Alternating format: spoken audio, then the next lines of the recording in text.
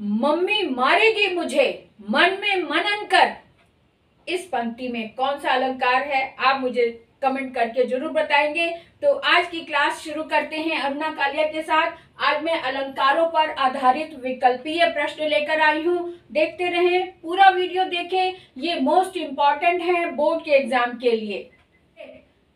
Exam को ध्यान में रखकर इम्पॉर्टेंट चीजें ही आपको बता रही हूँ, इनका अभ्यास जरूर करें। ये सिलेक्टेड प्रश्न है, इनको एक भी मिस ना करें। तो चलो शुरू करते हैं। आज की क्लास में हम अलंकार कैसे पहचाने, अलंकार के उदाहरण दिए हुए हैं, अलंकार के ऑप्शन दिए हुए हैं, इनमें से कौन सा ऑप्शन सही है हमने इस पे टिक लगाना है। तो आज मैं आपके लिए अलंकारों पर आधारित बहुविकल्पीय प्रश्न लेकर आई हूँ, यानी एमसीक्यू वाले प्रश्न लेकर आई हूँ। आप ध्यान से देखिए, ये उदाहरण अभी तक मैंने नहीं करवाए हैं, ये नए उदाहरण हैं। आप देखें, समझें और इसका अभ्यास करें। जितना अभ्यास करेंगे आपको ये उदाहरण भी रट जाएंगे और आप आराम से देखते ही फट से पहचान जाएंगे कि ये कौन सा अलंकार है। तो देखते हैं, पहला हमारे पास प्रश्न है। इसमें देखो, निर्देशानुसार अलंकार पर आधारित 5 बहुविकल्पी प्रश्नों में से किन्हीं 4 प्रश्नों का उत्तर देना है। 5 प्रश्न आएंगे जिसमें से 4 का उत्तर आपको देना है। और इसमें से पहला प्रश्न हम देखते हैं, जो चाहो चटक ना घटाए, जो चाहो चटक ना घटाए, मैलो होए मित, राज राजस ना छुड़वाइए, नेह चीकने चित्त। अब यहाँ पर जो है एक मित्रता के ऊपर बात कही गई है कि कहते हैं कि अगर मित्रता होती है, जो चाहो चटक ना घटे, मैलो होए मित। मैलो होए मित यानी कि मित्रता जो है मैली हो जाती है अगर हम इसको इस पर जो धन का लोप ना आने दें। और जब धन का लोप अगर आ जाता है तो धूल रूपी कण जो है चिकने घड़े पर जैसे तेल के ऊपर कण लग जाते हैं और वो मैला हो जाता है, बिल्कुल इसी तरह से हो जाता है। इसलिए यहाँ पर हमें जो है हमें अलंकार बताना है। तो राज और नेह में डबल अर्थ होने, दो अर्थ होने के कारण यहाँ पर हम कह सकते हैं कि श्लेष अलंकार है। श्लेष का मतलब होता है चिपकना। तो यहाँ पे इस शब्द में 2-3 एक से अधिक जब अर्थ चिपके हुए होते हैं तो वहाँ श्लेष अलंकार है, ये तो आपको पता ही है।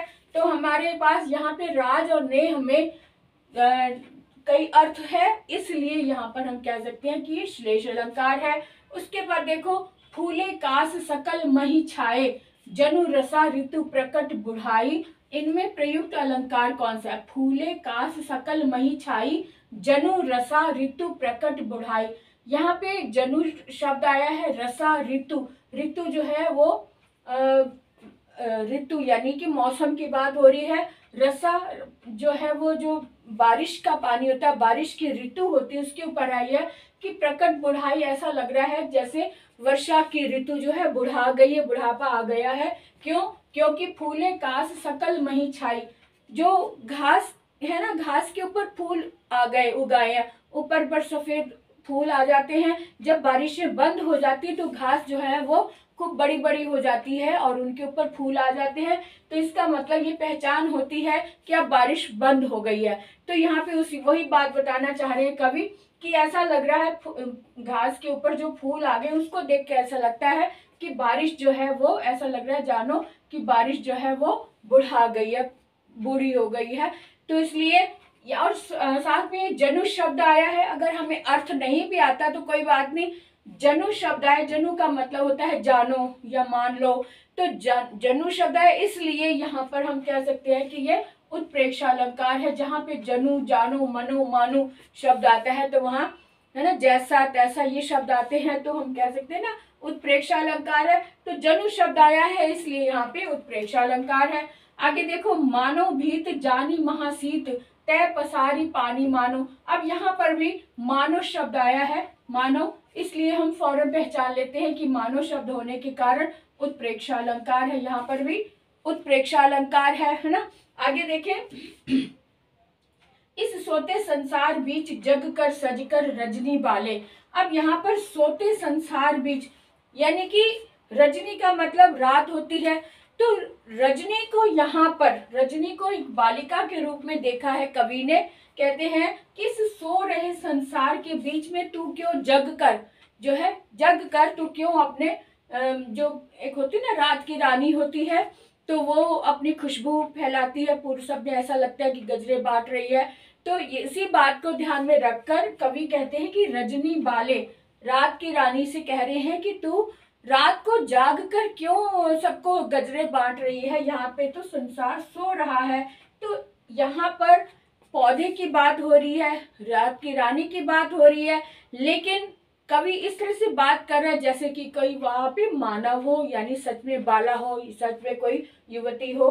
तो यानी कि यहाँ पे मानवीकरण अलंकार जो है स्पष्ट हो रहा है। यहाँ पर कवि को मानव का आभास हो रहा है, इसलिए हम कह सकते हैं कि यहाँ पे मानवीकरण अलंकार है। ठीक है, आगे देखते हैं। दादुर धुनी चहु दिशा सुहाई, वेद पढ़ई जनु बटु समुदायी। अब यहाँ पर दादुर यानी कि मेंढक की बात करें कि मेंढक की धुन जो उसकी आवाज है, इतनी धुन लगातार टर टर टर टर आवाज आ रही है और चारों दिशाओं में इतनी सुहानी यानी कि इतनी अच्छी लग रही है। ऐसा लग रहा है वेद पढ़ई, ऐसा लग रहा है कि जो पाठशाला होती है ना, गुरुकुल होता है, वहां पर सब बच्चे अपनी धुन में वेद की पढ़ाई कर रहे हैं, वेद रट रहे हैं और जोर जोर से बोल बोल कर अपना अभ्यास कर रहे हैं, ऐसा लग रहा है। जनु बटु समुदाय, समुदाय मतलब सब एक समूह के साथ में एक ग्रुप में वेद उच्चारण कर रहे हो, ऐसा लग रहा है।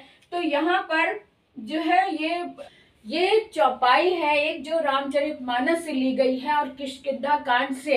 यहाँ पर बहुत ही सुंदर वर्णन किया गया है दादुर यानी मेंढक की टर टर जो है वो कवि को बहुत ही सुहानी लगती है। ऐसा लगता है जैसे कि सब बच्चे गुरुकुल में एक साथ वेद पाठ कर रहे हों और रट रहे हों, उसे उच्चारण कर रहे हों, ऊंची आवाज में सब एक साथ बोल रहे हैं, जो कि समुदाय यानी कि समूह में बोल रहे हैं।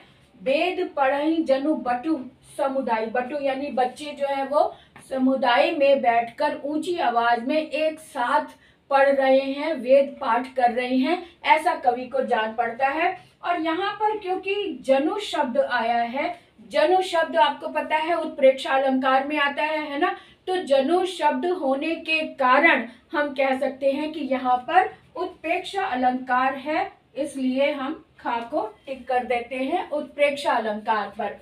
तो आपने समझे, ये सारे अच्छे से समझ लिए। इनका बस अभ्यास जितना हो सकता है अभ्यास करो और उदाहरण लो, जितने भी उदाहरण ले सकते हैं, जनु जानू मनु मानु वाले जितने भी होते हैं वो सब होते हैं उत्प्रेक्षा अलंकार, जिसमें सा सी सम सदृश समाना होते ये शब्द लगे होते वो होते हैं उपमा अलंकार, जिसमें एक ही वर्ण बार बार रिपीट होता है वो होता है अनुप्रास अलंकार, जहां एक शब्द अनेक बार आता है लेकिन अर्थ अलग अलग होते हैं वो होता है यमक अलंकार, और जहां एक ही शब्द होता है, रिपीट नहीं होता, फिर भी अनेक अर्थ होते हैं, वहां पर होता है श्लेष अलंकार। तो ये छोटे छोटे से जो उसकी परिभाषा है, जो कि उसकी पहचान है, वो आप रट लो एक बार, तो फिर आपको कोई मुश्किल नहीं होगी। 100% आप अंक ले पाएंगे और 100% जो ग्रामर के ये वाले जो 4 अंक है ये आपकी मुट्ठी में होंगे। और अगर समय और हुआ तो मैं से और भी उदाहरण लेकर आऊंगी और आप भी इसका उदाहरण देखें समझे। और अगर आपके पास अभ्यास करते समय कोई ऐसा उदाहरण आ जाता है जो आपको नहीं समझ आ रहा हो, तो आप कमेंट करके मुझसे पूछ सकते हैं, मुझसे बात कर सकते हैं, आपको उत्तर जरूर मिलेगा। तो आज का वीडियो यहीं समाप्त करके नेक्स्ट की तैयारी करते हैं। Okay, bye bye.